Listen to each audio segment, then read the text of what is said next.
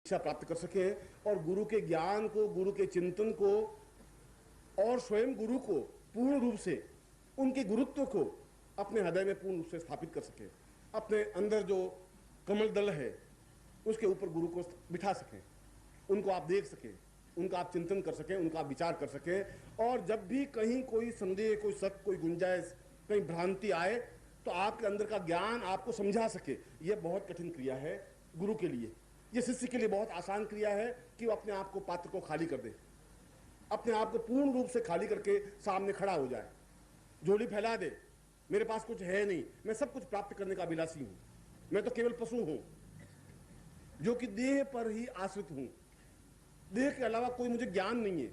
देह को अच्छे कपड़े पहनाना, देह के ऊपर साबुन लगाना और देह के ऊपर इत्र लगाना ही मुझे आता है। मन को पकड़ने की मुझे क्रिया नहीं आती है और मैं आपको मन तक पहुंचाने की क्रिया कर रहा हूं। पशुत्व से मनुष्यत्व की ओर बढ़ा रहा हूं और 24 घंटों में उस मनुष्यत्व से देवत्व की ओर बढ़ाने की क्रिया, जिससे कि इस नवरात्रि के पूरे पर्व में आप उस जगदम्बा को पूर्ण रूप से स्थापित कर सके। आत्मा के आह्वान के माध्यम से, आत्माओं को बुलाते हुए, आत्मा के माध्यम से, अपने आत्मा के चिंतन के माध्यम से, आत्मा की क्रिया के माध्यम से। इसलिए यह दिन और कल का दिन आपके जीवन का एक टर्निंग पॉइंट है, एक चेंज पॉइंट है, एक ऐसा पॉइंट है जहां समझ सके। और नहीं समझ सके तो गंगा के किनारे जाने के बाद भी आदमी प्यासा ही रह जाता है, मानसरोवर के पास जाने के बाद भी आदमी अतृप्त ही रह जाता है। रह सकता है यदि आपके मन में क्षुद्रता है, यदि आपका कलश छलका हुआ नहीं है, यदि आपका घट खाली नहीं है, तो मैं ऊपर और एक बूंद भी डाल नहीं सकता।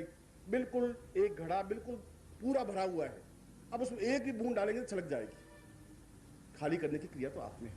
और खाली का मतलब है कि हम बिल्कुल अपने अहंकार को बिल्कुल छोड़ करके, अपने अंदर किसी प्रकार का विकार नहीं लाते हुए हम सामने खड़े हो जाएं। दीक्षा का तात्पर्य दूर आप लें तब जब आप अपने मन में किसी प्रकार की भावना रखें नहीं, किसी प्रकार का विचार नहीं रखें, किसी प्रकार का चिंतन नहीं रखें। दें और लें। मैं देने की क्रिया जानता हूं और जिंदगी में अगर दिया है तो आप लेने की क्रिया जाने। वह लेने की क्रिया अपने आप में पूर्ण मन पर नियंत्रण प्राप्त करने की क्रिया है, जो कि एक दीक्षा है, यह गुरु दीक्षा है, यह ब्रह्मांड दीक्षा है। और कल कायाकल्प दीक्षा है।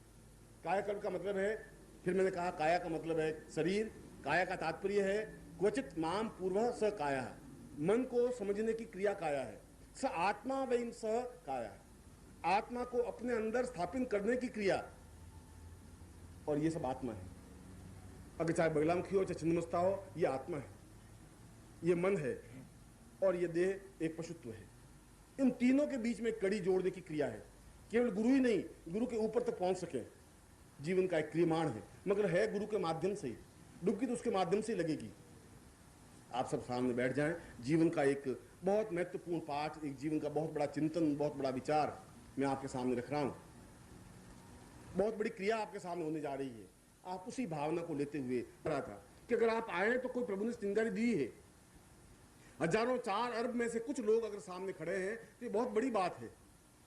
जब पहली बार बुद्ध ने उपदेश दिया तो एक भी व्यक्ति नहीं था। आपको मालूम है, बुद्ध ने जब पहला उपदेश दिया, पेड़ों को उपदेश दिया, एक ही शिष्य सुनने को तैयार नहीं था। उन पेड़ों को अपनी पूरी बात, बुद्ध को तो अपने ज्ञान को देना ही था।